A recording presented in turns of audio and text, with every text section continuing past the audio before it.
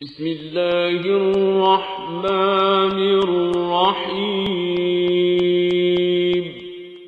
ولقد يسرنا القرآن للذكر فهل من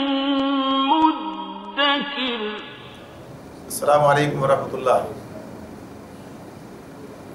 الحمدللہ وکفا وسلام علی عبادہ الذین اصطفیٰ. اما بعد فاعوذ باللہ من الشیطان الرجیم. بسم اللہ الرحمن الرحیم. وبینہما حجاب وعلی الاعراف رجال یعرفون کلا بسیماہم ونادوا اصحاب الجنۃ ان سلام علیکم لم يدخلوها وهم یطمعون. سورۃ الاعراف کی آیت نمبر 46. ان دو گروہوں کے درمیان ایک اوٹ ہوگی، اس کی بلندیوں یعنی اعراف پر کچھ اور لوگ ہوں گے، ہر ایک کو اس کے قیافے سے پہچانیں گے اور جنت والوں سے پکار کر کہیں گے کہ سلامتی ہو تم پر، یہ لوگ جنت میں داخل تو نہیں ہوئے مگر اس کے امیدوار ہوں گے. یہ دونوں گروہوں سے مراد کیا ہے؟ یہ جنت اور دوزخ والے گروہ جو ان کا تذکرہ پیچھے ہو رہا تھا، تو انہی دونوں گروہوں کے درمیان ایک تیسرے گروہ کی بات اس مقام پر ہوئی ہے. ان دونوں پہلے تو یہ بتایا کہ ان دونوں گروہوں کے درمیان ایک اوٹ حائل ہوگی، بینہما حجاب، یعنی ان دونوں کے درمیان میں ایک حجاب ہوگا. اب اس کے معاملے میں کہ یہ جو ہے اس کو مختلف عنوانات دیے گئے ہیں. سورۃ الحدید میں بیان کیا گیا بسور لہ باب، کہ ان کے درمیان ایک سور کا لفظ استعمال کیا ہے. تو اس سور کے لفظ کو جو ہے اس اعتبار سے کہا گیا کہ جیسے شہر کے گرد ایک فصیل بنائی جاتی ہے، فصیل،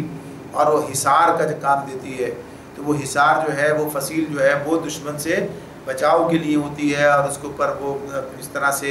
وہ کہیے کہ جو پہرے دار ہیں ان کے اس پر نگرانی کرتے ہیں، پورا نظام اس کا سسٹم، تو اسی انداز کی بات ہے یہ.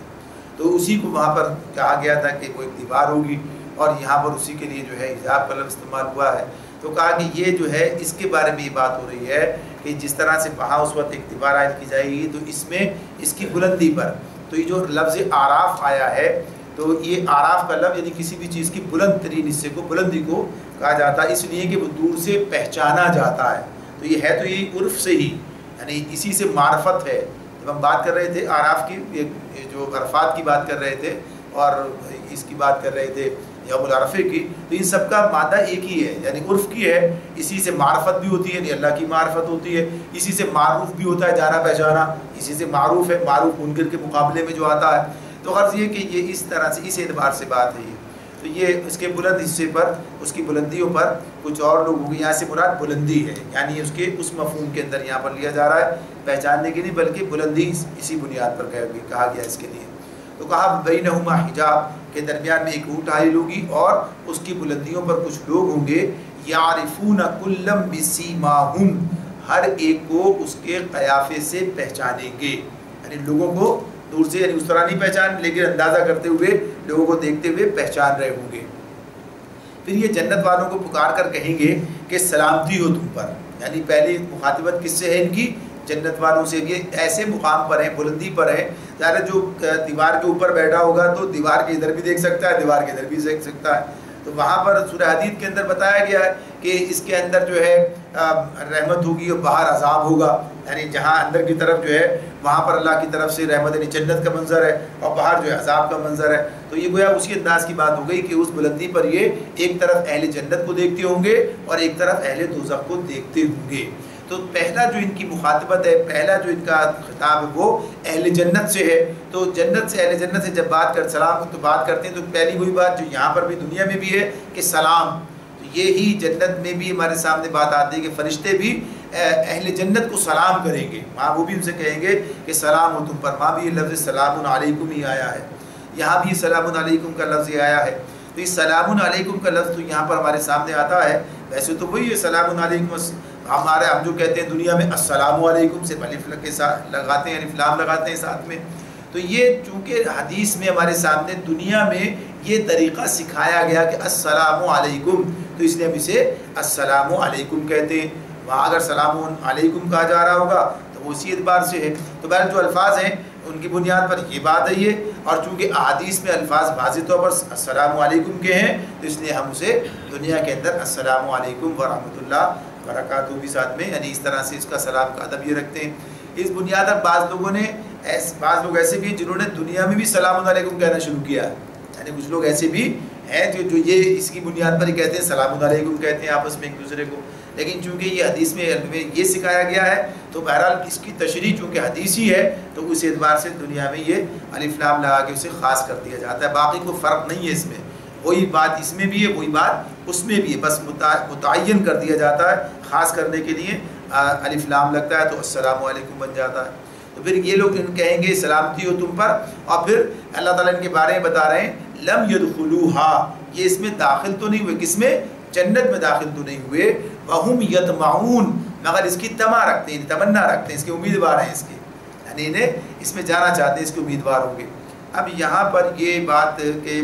جہنم سے تو یہ لوگ بچا لیے گئے، یعنی جنت میں داخل نہیں ہو سکے لیکن جنت میں داخل ہونا چاہتے ہیں، جنت میں داخل ہونے کے امیدوار ہیں۔ تو اصحاب الاعراف کے بارے میں جو باتیں جو روایات آتی ہیں بیان کی گئی ہیں، ان میں سے بنیادی بات یہ ہے کہ یہ بہرحال ابھی اللہ تعالیٰ نے ان کے اعمال کی بنیاد پر، یعنی ظاہر سی بات ہے کہ جو جنت میں جانے والے لوگوں کی مختلف قسمیں ہیں بیان کی گئی ہیں، کچھ لوگ تو بلا حساب و کتاب کے جنت میں چلے جائیں گے، یعنی اللہ ایسا بھی معاملات کریں گے، کچھ لوگ اس طرح جنت میں جائیں گے، یعنی آسان حساب کے ساتھ جنت کے اندر جائیں گے، یہ کیفیات لوگوں کے اعمال کی بنیاد پر ہوں گی۔ اب یہاں کچھ سفارش کی بنیاد پر جا رہے ہوں گے، اس کچھ لوگ سزا بھگت کے جانے والے کی بات بھی ہمارے سامنے آ جاتی ہے۔ تو یہاں پر یہ بات کہ یہ لوگ بھی ایسے لوگ ہیں کہ جن کے بارے میں ابھی جنت کا فیصلہ نہیں ہوا، تو عام طور پر یہ بات کہی کہ جن کا دنیا میں مثبت منفی پہلو برابر ہو گیا، تو برابر ہو گیا یعنی پہلو مثبت جو ہے بڑھا نہیں منفی پہلو کے مقابلے میں، تو اللہ نے مثبت پہلو کی بنیاد پر انہیں جہنم میں جانے سے تو بچا لیا،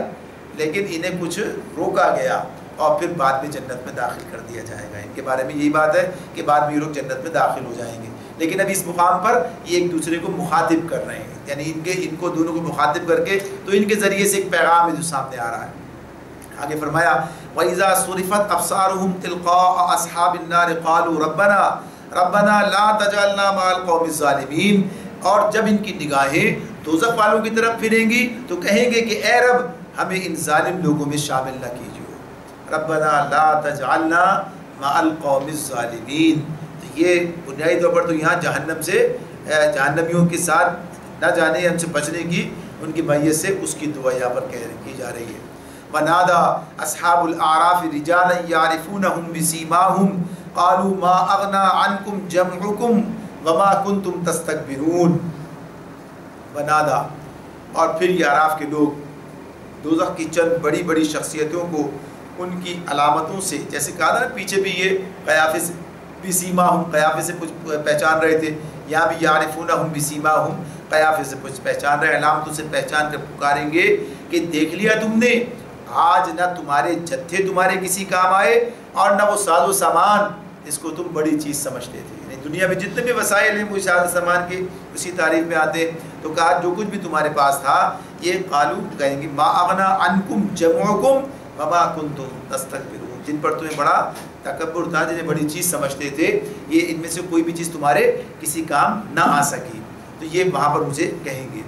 اہؤلاء الذین اقسمتم لا ینالهم اللہ برحمہ ادخلوا الجنۃ لا خوف علیکم ولا انتم تحزنون۔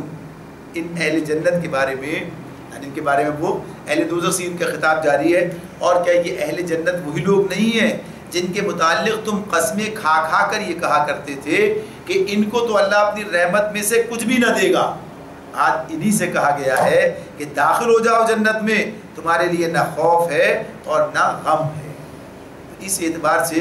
یہ مخاطبت ان کی، دنیا میں تو یہ بات ہوتی ہے نا، کہتے ہیں یہ سب لوگ ایسے ہی بناوٹی فلاں اور یہ الزامات لگانا، یہ سارے کام کرنا، اور پھر دنیا کے اندر جو بظاہر کچھ برتری یعنی دنیاوی وسائل کے اعتبار سے، دنیاوی آسائشوں کے اعتبار سے انہیں حاصل ہوتی ہے، اس بنیاد پر اپنے آپ کو سب سمجھتے ہوئے دیکھو دنیا میں بھی اللہ نے انہیں کیسا رکھا، آخرت میں بھی ایسا ہی، اللہ ہمیں دنیا میں اچھا رکھا ہے آخرت میں بھی رکھے گا اگر ہوئی، یعنی یہ بھی نہیں کہ آخرت کا تصور ہے۔ تو یہ اس طرح کے اقوال جو ہے مشرکین کے سامنے آتے ہیں، اور اس طرح وہ یہ بات کہہ رہے ہوتے ہیں کہ اگر ہوا تو ایسا ہی ہوگا، تو اس طرح سے اب یہ انہیں کہتے ہیں پکار کر مخاطب کر رہے ہیں، تو کہتے ہیں دیکھو آج تو معاملہ برعکس ہو گیا، تم ان کے بارے میں یہ دعویٰ کرتے تھے لیکن معاملہ بالکل الٹ نکل آیا، انہی سے کہا گیا کہ جنت میں چلے جاؤ اور تمہیں آج دوزخ کا منہ دیکھنا پڑ رہا ہے۔ آگے فرمایا منادا اصحاب النار اصحاب الجنت ان افیضوا علینا من الماء او مما رزقکم اللہ قالوا ان اللہ حرمہما علی الکافرین انما حرم ان اللہ حرمہما علی الکافرین۔ اب یہ تو ان کی بات ہو گئی ہے جو اصحاب الاعراف تھے، انہوں نے ادھر پکار کر کہا ان سے، ادھر پکار کر کہا ان سے،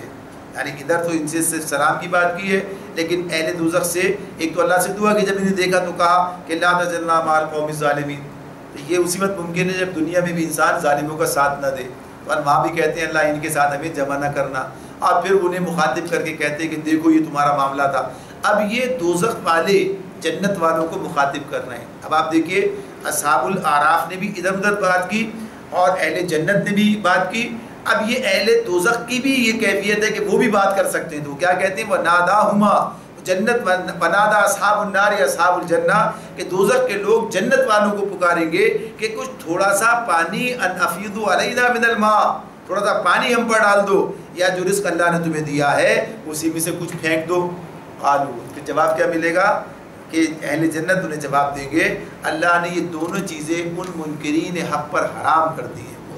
اللہ نے دونوں چیزیں منکرین حق پر حرام کر دی، کافروں پر اللہ نے ان دونوں کو حرام کر دیا ہے۔ تو ظاہر سی بات ہے کہ یہ تمہارے لیے حرام ہے، تمہیں نہیں دی جا سکتی، یہ ہمارا مسئلہ نہیں ہے بلکہ یہ اللہ کا فیصلہ ہے۔ تو اللہ رب العالمین نے ان کے اعمال کی بنیاد پر ان کے لیے فیصلہ ہے کہ انہیں جنت کی نعمتیں نہیں ملیں گی ان کے مانگنے کے باوجود، اور پھر وہ اس پر دلیل دیتے ہیں کیا کہ اللہ نے یہ ظلم نہیں کیا تمہارے ساتھ، بلکہ بات کیا ہے ان کا علی الکافرین الذین اتخذوا، ان کافروں کے بارے میں الذین اتخذوا دینہم لہوا ولعبا وغرتهم الحیات الدنیا فالیوم ننساہم کما نسوا لقاء یومہم ھذا وما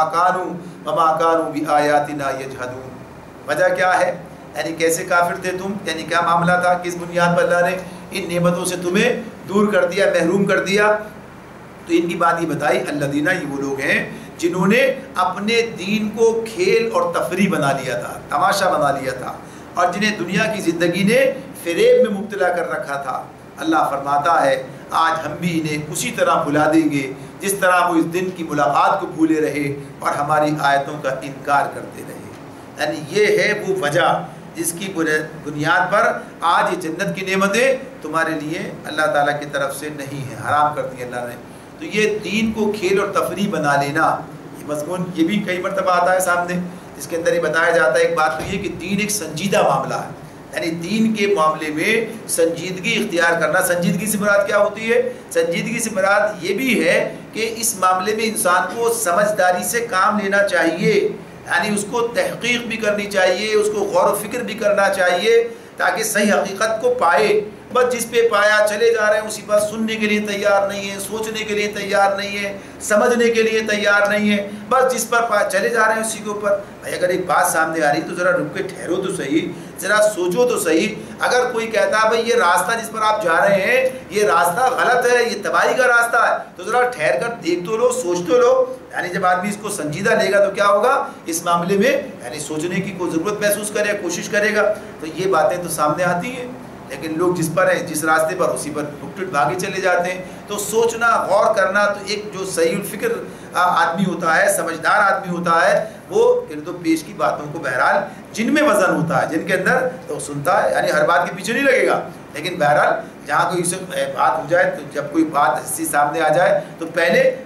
کھڑے ہو کر سوچ سمجھ لے گا، پھر چلے گا اطمینان کے ساتھ میں۔ تو اس طرح سے جب بات سامنے آئے تو سوچنا سمجھنا چاہیے۔ ایک بات تو اسی اعتبار سے کہ لوگوں نے سنجیدہ ہی نہیں لیا اس معاملے پر، چلے جا رہے ہیں جدھر جا رہے ہیں، بس جہاں پر پایا آبا و اجداد کو اسی پر چلے گئے۔ پھر اسی طرح سے کچھ لوگوں نے دین کو اس اعتبار سے ان میں ایسی چیزیں بنا لی، یعنی اس کے کھیل کود تماشا بنا کے رکھ دیا، یعنی صرف رسم و رواج چند ہیں انہیں اختیار کر لیا، ان کے اندر بھی ہلا گلا، مزے، تفریح، یعنی یہ ساری چیزیں، یہ سب معاملات جو اسی کو دین سمجھ کے اب اسی کے اندر ہی محدود کر لیا دین کو۔ یہ بات تو اس طرح سے نہیں ہے. تو جنہوں نے دین گھڑے ان کا بھی معاملہ ہے، اور جن کے پاس دین حق موجود ہے اور انہوں نے اس دین حق کو چھوڑ کر اس میں سے صرف جو ہے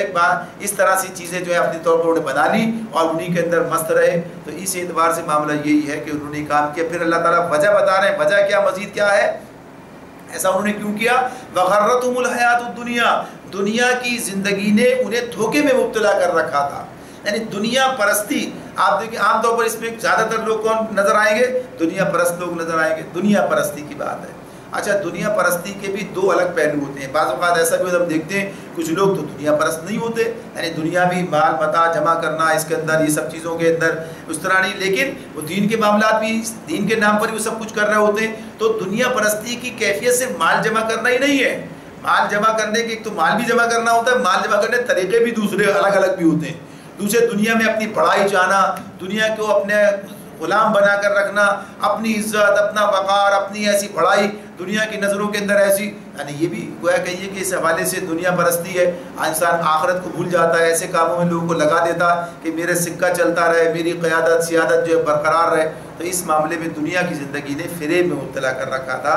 آخرت کا جو صحیح تصور ہے وہ موجود نہیں تھا، سنجیدگی نہیں تھی اس معاملے میں. تو اللہ تعالیٰ فرماتے ہیں کہ آج ہم بھی انہیں اسی طرح بھلا دیں گے جس طرح وہ اس دن کی ملاقات کو بھولے رہے. یعنی آخرت کے معاملے میں جو عقیدہ تھا وہ عقیدہ یہ نہیں تھا کہ اللہ سے ملاقات کا یقین ہو. ایک تو وہ لوگ ہو گئے، دوسرے وہ لوگ ہیں جو اللہ سے ملاقات کا کوئی شوق ہی نہیں رکھتے، جذبہ ہی نہیں ہے، اور اس معاملے میں آخرت کی بات بھی آتی ہے تو دوسروں پر انحصار کر رہے ہوتے ہیں، یہ کام آئے گا، وہ کام آئے گا، وہ کام آئے گا، اللہ کی طرف نہیں جاتے. تو اللہ تعالیٰ کہتے ہیں ہم بھی انہیں اس طرح بلا دیں گے.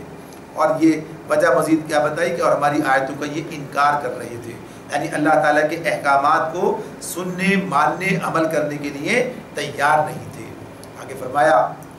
وَلَقَدْ جِئْنَاهُمْ بِكِتَابٍ فَصَّلْنَاهُ عَلَىٰ عِلْمٍ هُدًى وَرَحْمَةً لِقَوْمٍ يُؤْمِنُونَ، کہ ہم ان لوگوں کے پاس ایک ایسی کتاب لے آئے ہیں جس کو ہم نے علم کی بنا پر مفصل بنایا ہے.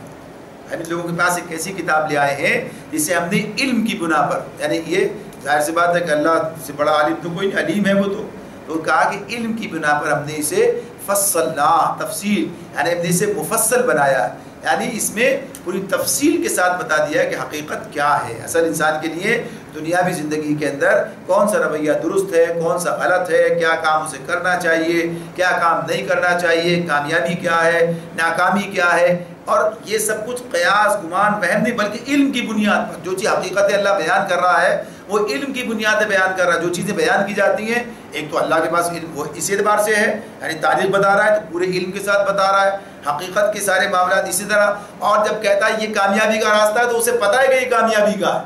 ہم کہتے ہیں مجھے لگتا ہے ایسا کہ یہ بہرحال آپ کو کامیابی تک یہ راستہ پہنچا دے، کامیاب ہو جائے گا، لیکن یہ تو دنیا میں کوئی آدمی کہہ سکتا. اللہ کی بات تو نہیں، اللہ کو تو پتہ ہے کون سا کامیابی کا راستہ ہے. تو اس معاملے میں تو علم کی بنیاد پر، اور پھر کیا کہا، ہدایت اور رحمت کس کے لیے، لقوم یؤمنون، ان لوگوں کے لیے کہ جو اس پر ایمان لاتے ہیں. ایمان لانے والوں کے لیے ہدایت اور رحمت ہے. تو یہ ظاہر سی بات ہے کہ ہدایت ہے تو ہدایت کس لیے، اس پر عمل کیا جاتا ہے. اب کسی آدمی کو پتہ ہی نہیں راستہ کون سا ہے، کہاں چلیں، کدھر جائیں، کیسے کریں، تو بہت سارے کبھی اس کی بات مانتے ہیں، کبھی اس کی بات مانتے ہیں، کبھی اس کے پیچھے، کبھی اس کے پیچھے، کبھی دل کے پیچھے، کبھی یعنی. اور بہرحال اطمینان قلب کا، یعنی جب آدمی کو ایک پتہ ہو، راستہ پتہ ہو، متعین چیزیں ہوں تو پھر اس کو دل کا اطمینان حاصل ہوتا ہے. اور جس آدمی کو پتہ ہی نہ ہو تو کہتا بھی تو سوچتا رہتا ہوں. یعنی اس معاملے میں تو اس کی جو کیفیت انسان کی ہے کہ یہ جو کہتا ہے کہ کہیں ایسا نہ ہو جائے، کہیں ویسا نہ ہو جائے، یہ کیفیت میں تو اسی بنیاد پر رہتا ہے، اسے پتہ نہیں چلتا کہ صحیح بات کیا ہے. ارادے توڑتا ہوں، سوچتا ہوں، تو ارادے باندھتا ہوں، سوچتا ہوں، توڑ دیتا ہوں، کہیں ایسا نہ ہو جائے، کہیں ویسا نہ ہو جائے. یعنی یقین کی کیفیت حاصل نہیں. جسے یقین، اب ہمیں تو راستہ پتہ ہے، اس راستے پہ چلیں گے، ڈٹ کے چلیں گے، اطمینان سے چلیں گے، مسئلہ ہی کوئی نہیں ہے. تو یہ علم کے پاس، قرآن کا علم جس کے پاس آ گیا، اسلام کا علم جس کے پاس آ گیا، تو یہ ہدایت اور رحمت، اس کے نتیجے میں رحمت ہی رحمت ہے. تو یہ بات اس میں یہ کس کے لیے، کہ وہ لوگ جو ایمان لائے ان کے لیے. هل ينظرون الا تاويلا يوم ياتي تاويله يقول الذين نسوه من قبل قد جاءت رسل ربنا بالحق فهل لنا من شفعاء فيشفعوا لنا او نرد فنعمل غير الذي كنا نعمل قد خسروا انفسهم وضل عنهم وضل عنهم ما كانوا يفترون۔ اب کیا یہ لوگ اس کے سوا کسی اور بات کے منتظر ہیں کہ وہ انجام سامنے آ جائے جس کی یہ کتاب خبر دے رہی ہے؟ جس روز وہ انجام سامنے آ گیا تو وہی لوگ جنہوں نے اسے نظر انداز کر دیا تھا کہیں گے واقعی ہمارے رب کے رسول حق لے کر آئے تھے، یعنی تسلیم کریں گے اس دن، لیکن اس دن تسلیم کرنے کا فائدہ کچھ بھی نہیں ہوگا، تسلیم کرنے کو حاصل نہیں ہے۔ تو فرمایا پھر وہ کہیں گے پھر کیا اب ہمیں کچھ سفارشی ملیں گے جو ہمارے حق میں سفارش کریں، یا ہمیں دوبارہ واپس ہی بھیج دیا جائے؟ کہاں بھیج دیا جائے؟ دنیا میں واپس بھیج دیا جائے، تاکہ جو کچھ ہم پہلے کرتے تھے اس کے بجائے دوسرے طریقے پر عمل کر کے دکھائیں۔ یعنی یہ تمنا، اس کو بھی اللہ نے کئی مرتبہ ہمارے سامنے رکھا ہے کہ اس طرح سے لوگ چاہیں گے لیکن یہ چاہنا بیکار ہوگا۔ یہ تو معاملہ جو کچھ سمجھنا ہے عالی سمجھنا ہے، کل یہ نہ شفیع ایسے ملیں گے جو باغیوں کو اور ظالموں کو اور مجرموں کو چھڑا دیں، اور نہ ہی انہیں دنیا میں دوبارہ عمل کرنے کے لیے بھیجا جائے گا، اس لیے کہ تو غیب کا پردہ ہے، جب ہٹ گیا تو ہٹ گیا، اور اگر دوبارہ جائیں گے بھی تو کہا بھی ہے اسی کیفیت میں، یعنی غیب کا پردہ رکھتے ہوئے دوبارہ نئے سرے سے پیدا کیے جائیں۔ دیکھیے بات یہ ہے انسان کو اگر وہ چیز اسی طرح یاد رہے، وہ ساری چیزیں سامنے رہے تو پھر امتحان نہیں ہوتا، ورنہ تو اللہ تعالیٰ ہمیں یہ غیب سے کا پردہ ہٹا کے دکھا بھی چکا ہے۔ جیسے قرآن مجید میں اسی سورہ اعراف کے اندر بھی ہمارے سامنے بات آئے گی، اس میں اللہ تعالیٰ عہد الست کی بات کرتے ہیں۔ عہد الست تو کہا نا کہ وہاں پر ہم نے عہد دیا تھا ان سے سب کو پیدا کر کے، کیا میں تمہارا رب نہیں ہوں؟ اور سب نے کہا تھا کہ آپ ہمارے رب ہیں، تو یہ تو غیب کا معاملہ تھا نا، وہاں پر جو ہے اس موقع پر کہا تھا۔ اب یہ ہمارے ذہنوں میں نہیں ہے بات، یہ اس طرح سے شعور کے اندر نہیں ہے، لیکن لاشعور موجود ہے کہ ایک رب کا تصور رکھتے ہیں اپنے اندر، تو غرض یہ کہ اور اسی کو یاد دلانے کے لیے رسول بھیجے جاتے ہیں۔ تو یہ ساری باتیں جو ہیں وہ کہیں گے، لیکن پھر انہیں کچھ نہیں نتیجہ نکلے گا۔ تو کہا وہ کہیں گے کہ اب ہمیں دوبارہ ہی واپس بھیج دیا جائے تاکہ جو کچھ ہم پہلے کرتے تھے اس کے بجائے دوسرے طریقے پر کام کر کے دکھائیں۔ انہوں نے اپنے آپ کو خسارے میں ڈال دیا اور وہ سارے جھوٹ جو انہیں تصنیف کر رکھے تھے آج ان سے گم ہو گئے، یعنی یہ سارا معاملہ ان کا ختم ہو گیا۔ آج جتنے جو کچھ سوچ جھوٹ، ظاہر سی بات ہے کہ جو سچ نہیں ہے وہ جھوٹی ہے، جو اللہ نے نہیں بتایا وہ غلط ہے۔ اگر خود سے کوئی بات تصور میں لے آئے، جو کسی سے کہہ کر، کسی سے سن کر یا کہیں سے پڑھ کر اپنے طور پر بلا تحقیق کے سمجھ لیا کہ بھئی یہ کام آئے گا وہ کام آئے گا، تو یہ جھوٹ ہی ہے، چاہے خود تصنیف کریں چاہے دوسروں کے تصنیف کیے ہوئے پر ایمان لے آئے، تو وہاں بیکار ہوگا، کوئی نتیجہ نہیں نکلے گا، صحیح بات تھی نہیں ہے۔ ان ربکم اللہ الذی خلق السماوات والارض فی ستۃ ایام ثم استوى علی العرش یغشی اللیل النہار یطلبہ حثیثا والشمس والقمر والنجوم مسخرات بامرہ الا لہ الخلق والامر تبارک اللہ رب العالمین۔ در حقیقت تمہارا رب اللہ ہی ہے جس نے آسمانوں اور زمین کو 6 دنوں میں پیدا کیا، پھر اپنے تخت سلطنت پر جلوہ فرما ہوا، جو رات کو دن پر ڈھانک دیتا ہے پھر دن رات کے پیچھے دوڑا چلا آتا ہے، جس نے سورج اور چاند اور تارے پیدا کیے، سب اس کے فرمان کے تابع ہیں، خبردار رہو اسی کی خلق ہے اور اسی کا امر ہے، بڑا بابرکت ہے اللہ، سارے جہانوں کا مالک و پروردگار۔ اب اس آیت میں جو بات ہمارے سامنے ہے، پہلی بات تو یہ کہ اللہ تعالیٰ، اب یہ قدرت کی بات، اللہ کے یعنی معرفت اس حوالے سے کہ اللہ تعالیٰ کی قدرت کتنی ہے، اللہ تعالیٰ کا اختیار کتنا ہے، اللہ تعالیٰ نے کیا کام کس طرح کیے ہیں، تو یہاں پر یہ بات یہ ہمیں ایک علم بھی مل رہا ہے اور اللہ کی بات بھی سامنے آ رہی ہے۔ ان ربکم اللہ الذی، تمہارا رب وہی اللہ ہے، وہی ذات ہے جس نے آسمان و زمین کو 6 دنوں میں پیدا کیا، آسمان و زمین کو 6 دنوں میں پیدا کیا۔ اب یہ 6 دنوں سے کیا مراد ہے؟ 6 دن سے مراد جو ہے کیا؟ اب ایک تو بات یہ کہ یہاں دن سے مراد شاید ہم سے بات ہو رہی ہے، تو اس سے مراد یہ 24 گھنٹے جو دن کے ہمارے سامنے، کیا اس کا ہم مانی یہ بات ہے یہ؟ کیا پھر یہ بات بھی کہی گئی کہ اس کا مطلب کسی ایک دور، یعنی ایک دور جو ہے کہ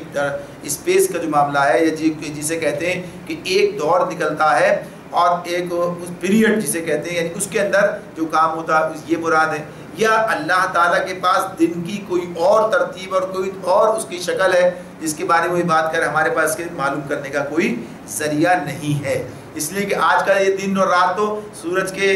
طلوع و غروب کے والے سے ہوتا ہے، یعنی آج تمہارے سامنے یہ معاملہ ہے، جب سورج یہی پیدا نہیں کیے تھے، آسمان زمین سورج کچھ بنائے نہیں تھے، تو ظاہر سی بات ہے کہ اس وقت کی بات کچھ اور رہی۔ تو یہ جیسے اللہ نے حشر کے دن کے بارے میں کہا کتنا بڑا دن ہوگا، یا اللہ کے پاس کے دن کے بارے میں اللہ نے کہا کہ 1000 سال کا دن یا 50,000 سال کا دن، تو یہ تفصیلات جو ہیں، تو بہرحال اللہ تعالیٰ نے کہا کہ 6 دنوں میں اس نے پیدا کیا، یہ بات ہمارے سامنے ہے۔ تو اس حوالے سے بہت ساری باتیں آتی ہیں، لیکن بنیادی بات ابھی سامنے یہ رکھنی کہ اللہ تعالیٰ جو بات بیان کر رہے ہیں کہ اتنے اہتمام کے ساتھ میں پیدا کیا گیا، ورنہ اللہ کے لیے تو کسی بھی چیز کو پیدا کر دینا کوئی بات ہی نہیں، کسی وقت بھی پیدا کر سکتا ہے، نہیں اللہ کے لفظ کن سے جو ہے چیزیں پیدا ہوتی ہیں، بڑے اہتمام سے بنایا ہے، بڑی اس کی طرح سے کیا ہے،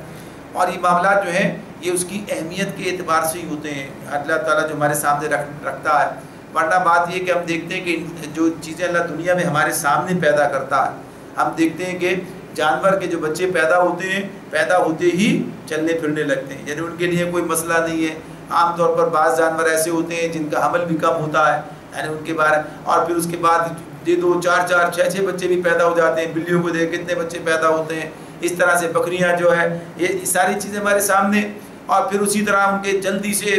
چلنا پھرنا کھانا سب شروع ہوتا ہے۔ انسان کا بچہ کیسے پیدا ہوتا ہے، یعنی اپنا ایک اس کا طویل وقت لگتا ہے، وہ سارے معاملات ہیں، پھر جو ہے وہ یہ نومولود ہے، شیر خوار ہے، پھر اس کے بعد پھر وہ اپنے بڑی آہستگی کے ساتھ، ورنہ اللہ تعالیٰ کے لیے کیا مسئلہ ہے بھائی، چلو جلدی جلدی جلدی جلدی ہفتوں مہینوں کے اندر کر دیا جائے، بلکہ ہفتوں مہینوں سے یعنی جتنا بھی کر کے انجام دے دیا جائے، مگر یہ اللہ کا انتظام ہے، یعنی اسی اعتبار سے تربیت کے مراحل ہیں اس کے اندر، اللہ حکمت ہے اللہ تعالیٰ کی جس طریقے سے انسانوں کی تربیت ہے، اور اسی میں ان کی آزمائش ہے، سب چیزیں پہلو ہیں، اور اللہ جسے فصلیں اگتی ہیں ذرا سی دیر میں اگتی ہیں، ذرا سی دیر میں ختم ہو جاتی ہیں۔ فصلیں کیا ہیں، یعنی 6 مہینے کے اندر فصل ہوئی اور پتہ چلا کہ 6 مہینے کے اندر ہی فصل نکالی اور ختم کر دی، چھوڑ دیا جائے تو ویسے ہی ختم ہو جائے گی، یعنی فصلوں کا معاملہ یہ۔ لیکن ایک درخت آپ لگاتے ہیں تو درخت لگاتے ہیں، پھر وہ جب اگتا ہے اور پھر چلتا ہے اور پتہ چلا سالوں لیتا ہے، اور سالوں کے اندر جا کر وہ اس لائق ہوتا ہے، مگر پھر اس کی زندگی بھی ایسے ہی ہوتی ہے، پھر وہ سال تک ہی، بعض تو ایسے ہیں جو 100 سال اور اس سے بھی زیادہ جو ہے وہ چلتے ہیں، وہ پھر ان کے اثرات، ان کے نتائج، ان کے پھل، ان کے فوائد وہ سب اسی نوعیت کے ہوتے ہیں۔ تو یہ ہمارے سامنے جس طرح سے نا سامنے آ رہی بات یہ کہ ایک طرف یہ سب اللہ نے ہمیں کر کے دکھایا، دنیا میں اس طرح نظام ہے، تو یہ اللہ کے اپنی حکمت کے تحت یہ سارے کام ہیں، تو اس کو بس اسی طرح سے دیکھنا کہ اللہ نے بتایا کہ یہ کام ہے، تو جتنا حکمت اس کی ہے اس کے مطابق وہ ویسا ہی کام کر رہا ہے، تو آپ اس پر اتنا اعتماد رکھنا۔ تو کہا کہ اس نے 6 دنوں میں کیا، پھر ثم استوى علی العرش، پھر جو ہے اپنے تخت سلطنت پر جلوہ فرما ہوا۔ تو اب یہ تخت سلطنت پر جو جلوہ فرما ہونے کی بات ہے، اس سے بھی کیا مراد ہے؟ یہ سارے مضامین جو ہیں بنیادی طور پر یہ سب کے سب جو ہے متشابہات کی تعریف میں آتے ہیں، ان کا کوئی صحیح مفہوم متعین نہیں کیا جا سکتا، یعنی اس میں جو بات بنیادی طور پر بتانی مقصود ہے وہ کیا ہے، وہ یہ ہے کہ اللہ تعالیٰ کائنات کو اس سلطنت بنا کر الگ نہیں ہو گیا، بلکہ معاملہ کیا ہے، اس کا انتظام بھی وہی کر رہا ہے، یعنی اس کا انتظام بھی وہی کر رہا ہے۔ تو اس اعتبار سے یہ جو بات اللہ تعالیٰ کی ہے کہ وہ مستوی عرش ہو گیا، اور اس معاملے میں کہ اس نے اس کو اپنی سلطنت کا مرکز قرار دے دیا، یا یہاں سے جو ہے اس نے اپنی تجلیات کو یہاں مرکوز کیا، یعنی اس طرح مرتکز فرمایا، اور پھر یہیں سے سارے عالم کے لیے قوت کا سب کا فیضان ہو رہا ہے، سب چیزیں یہاں سے آگے جا رہی ہیں۔ یا یہ بھی ممکن ہے کہ عرش سے مراد اقتدار اور فرما روائی ہو، اور اس پر جلوہ فرما ہونے سے مراد یہ ہے کہ اللہ تعالیٰ نے کائنات کو پیدا کر کے اس کی زمام کار اپنے ہاتھ میں لے لی۔ غرض یہ کہ اس کا صحیح مفہوم ہم متعین نہیں کر سکتے، بلکہ یہ جیسے اللہ نے کہا ہم اس پر اعتماد رکھتے ہیں، اس پر کہ اللہ نے جیسے کہا ہے ویسے ہی بات ہے، اور اللہ تعالیٰ کی جو صفات اور اس کے جو معاملات ہیں اس کو ہم جس حد تک اپنے سمجھ سکتے ہیں اس حد تک سمجھتے ہیں، باقی اس کو ویسے ہی چھوڑ دیتے ہیں جیسے اللہ نے بیان فرما دیا ہے۔ تو اس سے مراد یہ ہے، جو پیغام ہے وہ کیا ہے کہ اللہ نے کائنات کو بنایا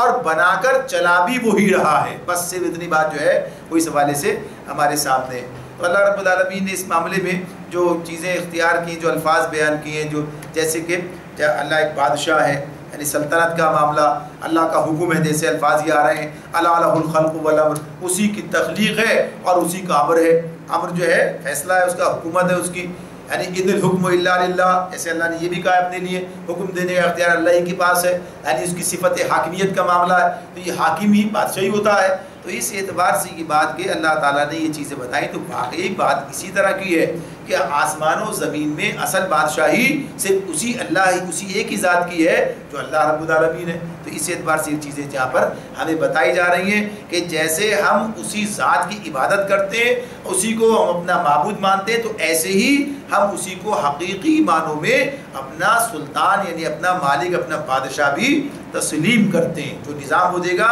اسی نظام پر ہم چلیں گے، اور پھر اسی سے ہم توقع بھی رکھتے ہیں، اسی سے ڈر بھی رکھتے ہیں۔ یہ چیزیں اس اعتبار سے بیان کی گئی ہیں۔ پھر درمیان میں جو یہ تھا کہ یغشی اللیل النہار یطلبہ حثیثا، رات پر جو رات کو دن پر ڈھانپ دیتا ہے، یعنی دن ہے پھر اندھیرا آ جاتا ہے اس کے اوپر، اور پھر دن رات کے پیچھے دوڑا چلا آتا ہے پھر دیے. تو یہ وہ سارا مضمون ہے کہ جس میں اللہ کی قدرت جو ہے وہ بیان کی گئی ہے کہ سب سورج چاند تارے پیدا کیے سب اس کے فرمان کے تابع. تو ذرا آدمی اس پر غور کرے تو حقیقت پتہ چلتی ہے کیا چیز بنائی ہے اللہ نے، کتنے عرصے سے یہ چل رہی ہیں چیزیں، اور جو انسان کا علم بتا رہا ہے کہ صاحب یہ تو لاکھوں سال کا معاملہ ہے اور کروڑوں سال کا معاملہ ہے، اور کس طریقے سے کائنات پھیلی ہوئی ہے، کیا کام ہو رہا ہے، کون سا سیارہ کہاں سے چلا ہے، کیا کہکشائیں کرسٹل فلاں اور یہ سب چیزیں، یعنی بڑے انسان کے تو ظاہر سی بات ہے اندازے قائم کرتا ہے، وہاں تک پہنچ بھی نہیں پاتا. تو یہ سب اللہ کی قدرت کا معاملہ ہے. تو اسی نے کہا الا لہ الخلق والامر، پھر تبارک اللہ رب العالمین، بڑا بابرکت ہے اللہ سارے جہانوں کا مالک رب العالمین. یعنی برکت کے جو اصلی معنی ہیں یعنی کسی چیز کے نمود اور افزائش. نمو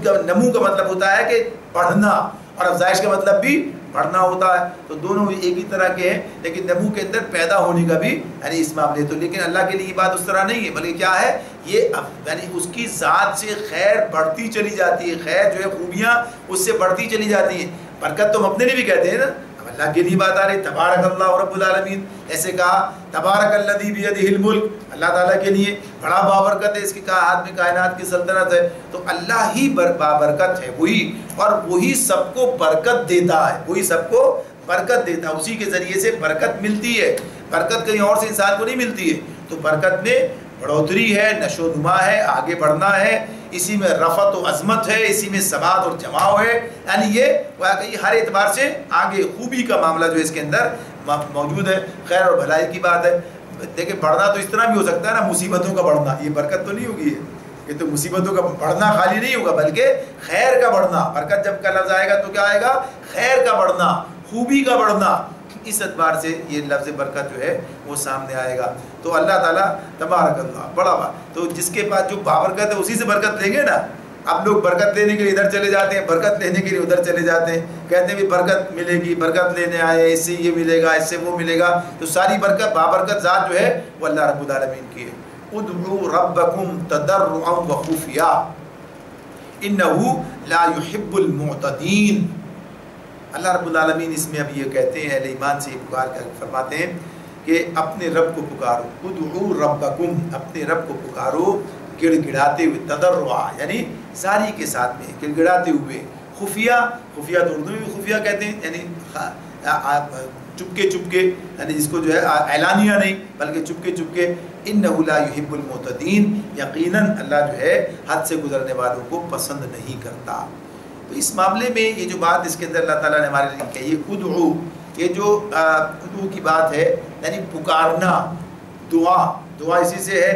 اور ایسے دعا کا لفظ بھی آتا ہے ادعو، ایک بھی لفظ اس کے اندر آتا ہے ادعو الی سبیل ربک بالحکمت والموعظۃ الحسنہ. لوگوں کو دعوت دو، دعوت دینے کا مفہوم بھی اسی کے اندر ہے. دعوت دینے بلانا ہوتا ہے نا، پکارنا ہوتا ہے. دعوت جس کے پاس کوئی پیغام ہوتا ہے تو بلاتا ہے لوگوں کو، آؤ میرے پاس، یہ بات میرے پاس ہے، اسے قبول کر لو. تو اس حوالے سے یہ ہے بنیادی طور پر پکارنا. تو پکارنے کا جو معاملہ ہے دو طرح سے اللہ تعالیٰ کو پکارنے کی بات کیا ہے. ایک تو یہ کہ انسان اپنی ضرورت کے لیے اللہ کو پکارتا ہے، یعنی اپنی اس کے سامنے دعائیں کرتا ہے، یعنی دعا کرتا ہے، اس کے سامنے اپنی ضرورتیں اور حاجتیں رکھتا ہے، اپنی ضرورتیں اس کے سامنے پیش کرتا ہے، اپنی حاجتیں اس کے سامنے پیش کرتا ہے. تو ایک تو پکارنا یہ ہے یعنی دعا کے لیے اللہ کو پکار رہا ہے. اور ایک پکارنا یہ بھی ہے کہ اس کا ذکر کر رہا ہے، یعنی اس کا نام لیتا ہے، عبادت کرتا ہے، اس کا ذکر کرتا ہے. تو اس اعتبار سے یہ بھی اس کو پکارنا ہے. اب جیسے بعض دعائیں ہمارے پاس ایسی ہیں، یعنی بعض ذکر ہیں، ہم لوگ اس کے لیے بھی دعا کا لفظ استعمال کرتے ہیں، اس لیے پکارنے کا لفظ ہے، دونوں کے لیے لفظ دعا ہی آتا ہے. تو ایک تو پکارنا اپنے ضرورت کے لیے پکارنا ہے، اور ایک اس سے اپنے تعلق کے اظہار کے لیے پکارنا ہے، یعنی اس کے خوبیاں اور تعریف جو ہے وہ بیان کرنا ہے. تو اس کے لیے ذکر کا لفظ بھی ہمارے سامنے آتا ہے. تو ان دونوں معاملات کے اندر یا تو اللہ نے کوئی الگ سے بات نہیں، اس کام میں ایسے اس کام میں ایسے، بلکہ کیا کہا کہ ایک تو پہلی بات اس میں ادب کی بات یہاں پر رکھ دی کہ زاری کے ساتھ، یعنی ان کے آدمی جو ہے اللہ تعالیٰ کو پکارے گا تو عاجزی کے ساتھ پکارے گا، زاری کے ساتھ پکارے گا، تزلل، یہ جو لفظ آیا اس کے اندر، تو اس کا مطلب کیا ہو؟ تزلل۔ تزلل کیا ہوتا ہے؟ یعنی اب ذلیل جسے نے اپنے آپ کو نیچے رکھتے ہوئے کمزور، تو اس کے وہ معنی مفہوم کے اعتبار سے تو گویا کہیے کہ اللہ تعالیٰ کے بڑھ اکڑ کے بڑے اس کے ساتھ میں ایسے جیسے کوئی آدمی مطالبہ کر رہا ہو، جیسے مطالبہ بھی کرتے ہیں نا، مطالبہ تو نہیں ہے اللہ سے کرنا، بلکہ اللہ سے جو چیز ہے، یعنی آدمی اس سے اس کا حق کوئی نہیں ہے، استحقاق کوئی نہیں ہے، بغیر استحقاق کے، بغیر کسی حق کے جب آپ کسی سے کچھ مانگتے ہیں تو آپ کا انداز کیا ہوتا ہے، یعنی آپ کا لہجہ کیسا ہوتا ہے، آپ کے الفاظ کیسے ہوتے ہیں، یعنی یہ بات جو انسان سوچ سکتا ہے، یعنی کوئی بھی سمجھدار انسان جو اس معاملے میں کیا رویہ اختیار کرے گا۔ تو اللہ رب العالمین سے جب انسان مانگتا ہے اور پھر اس اعتبار سے جب اس کے سامنے یہ بات ہوتی ہے، تو یہ تصور، یہ جو بات ہے، یہ اس حوالے سے دعا کے آداب کے اندر یہ بات اپنی جگہ پر ہے کہ انسان جب بھی اللہ سے دعا مانگے گا تو اس طرح سے تذلل اختیار کرے گا، عاجزی کے ساتھ مانگے گا، یعنی اس اعتبار سے تضرع اس کے اندر پیدا ہوگی، زاری کرے گا۔ یہ پہلا ادب ہے اس معاملے میں۔ اور دوسری بات کیا ہے؟ چپکے چپکے، خفیہ، یعنی یہ لفظ استعمال کیا، تو عمومی طور پر ذکر کے لیے بھی اور دعا کے لیے بھی یہی طریقہ درست ہے کہ انسان جو ہے اللہ کو اس طریقے سے پکارے۔ دیکھیں ذکر کو تھوڑا سا الگ بھی کر دیں گے، ذکر اور عبادت کو، لیکن دعا تو خصوصیت کے ساتھ ہی معاملہ اس کا ہے کہ دعا مانگنے میں انسان جو ہے اس طریقے سے اللہ سے دعا کرے۔ اب یہ جو زور سے دعا کی جاتی ہے، بعض اوقات ضرورت کی بات بھی کسی مرحلے میں ہو سکتی ہے، لیکن بہرحال اس کی کوئی اس طرح سے بات نہیں ہے کہ انسان ایک روایتی انداز کے اندر دعا جو ہے، یعنی مانگنا کے بجائے دعا پڑھنے کا ایک تصور ہے، دعا پڑھنا، یعنی اس طرح پڑھ لیتے ہیں اور بس پڑھ لیتے ہیں۔ مانگنے کے اندر یہ دونوں چیزیں جو ہیں اپنی جگہ پر موجود ہونی چاہیے، انداز اختیار کرنا چاہیے کہ اللہ سے مانگ رہے ہیں۔ تو یہ مانگنے کے لیے پتہ ہونا چاہیے کیا مانگ رہے ہیں، مانگنے کے لیے پتہ ہونا چاہیے کیا مانگ رہے ہیں۔ جب یہ پتہ ہی نہیں ہے کہ مانگ کیا رہے ہیں تو پھر مانگنے کی کیفیت پیدا نہیں ہوتی ہے، مانگنے کی کیفیت ہی پیدا نہیں ہوتی ہے۔ ہوتی نہیں قبول دعا ترک عشقی، ہوتی نہیں قبول دعا ترک عشقی، دل مانتا نہ ہو تو دعا میں اثر کہاں۔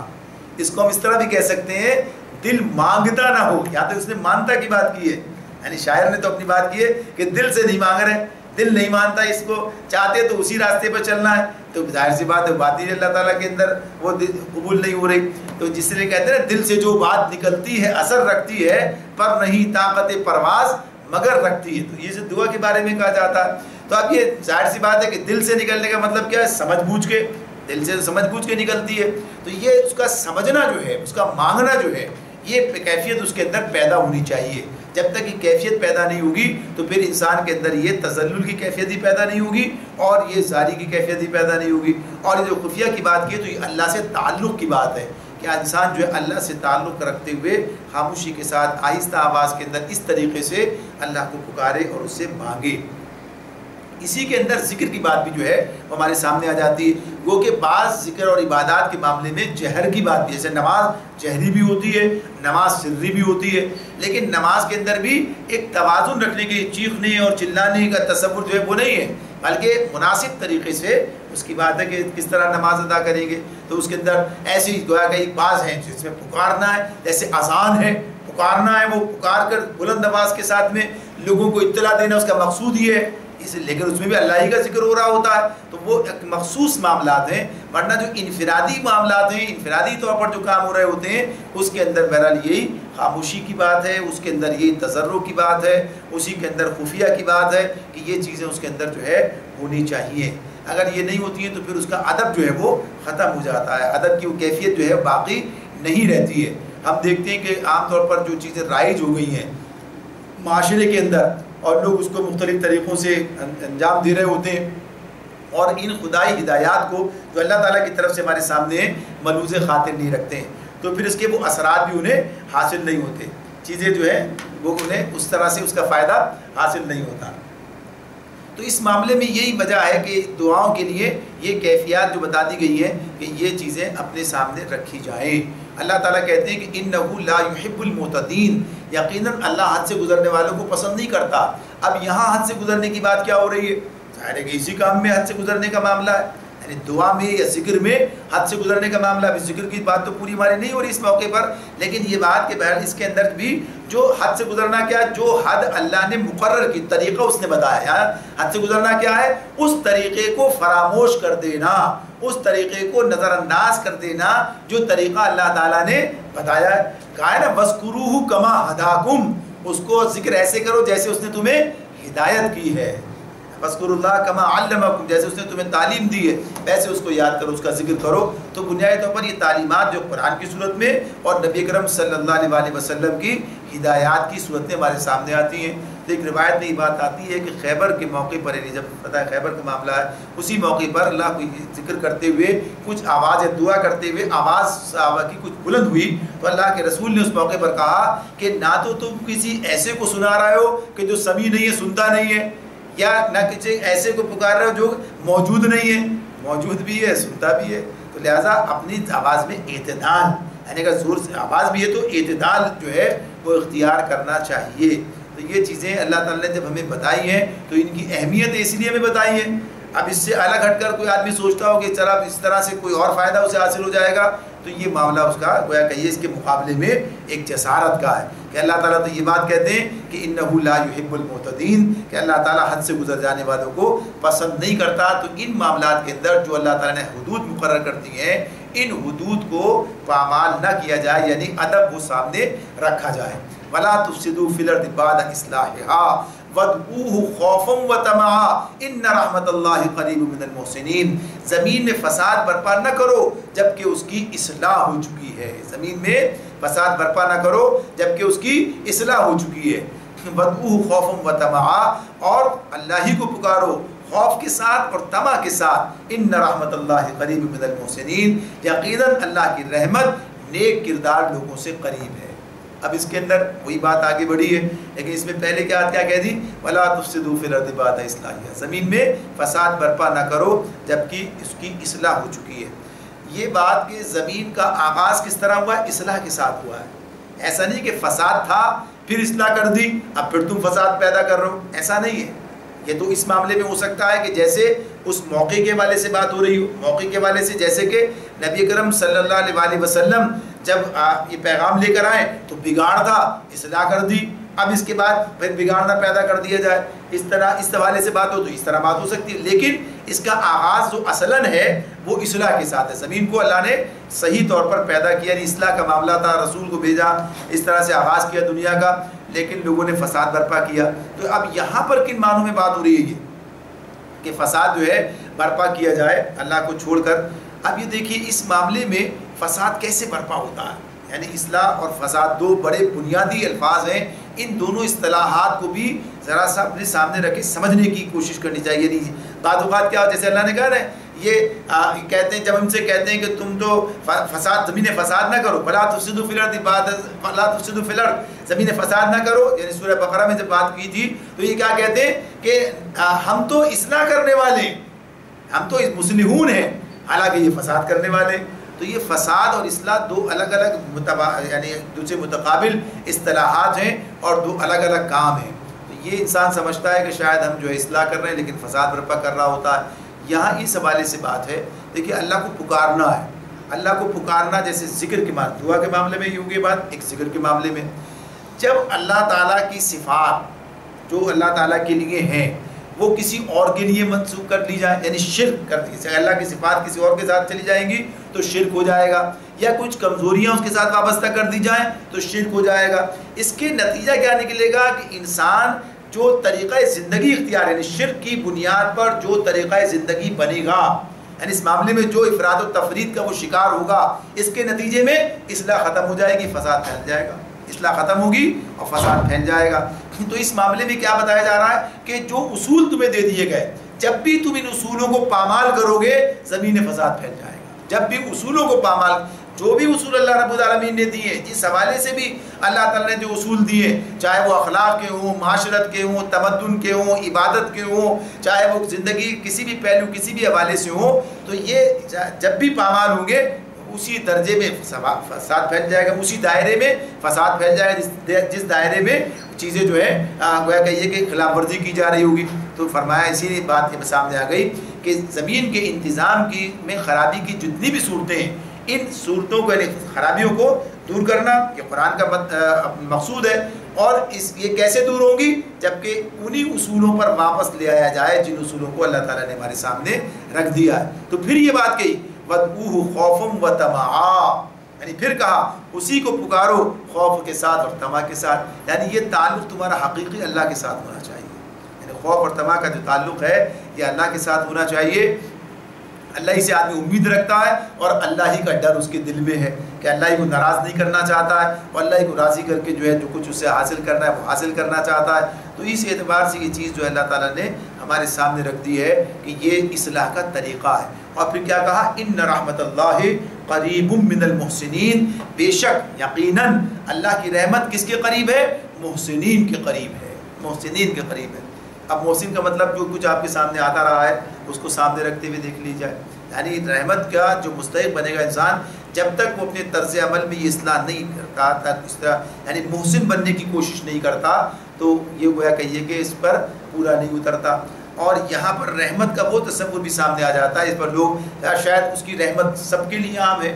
یعنی اس کی رحمت جو ہے کافر پر، مشرک پر، ظالم پر، فاجر پر، فاسق پر اور نیک انسان پر، سب پر برابر، ایسا نہیں ہے، بلکہ کیا کہا؟ ان رحمت اللہ قریب من المحسنین، اللہ کی رحمت جو ہے وہ تو محسنین کے قریب ہے، نیک کردار لوگوں کے قریب ہے۔ تو محسن بننا ہوگا اللہ کی رحمت کا مستحق بننے کے لیے، جیسے پیچھے آج کا مضمون جو گزرا تھا اس کے اندر یہ بات بھی آئی تھی، انسان جنت میں داخل ہوتے وقت کہے گا کہ اللہ کی فضل اس کا مہربانی سے ہوا ہے، اللہ کہے گا تمہارے اعمال کے نتیجے میں۔ تو اسی بنیاد پر کہ جو اللہ کی رحمت ہوئی ہے تو محسنین کے لیے محسن بننے کی بات، تو اس میں ہمارے سامنے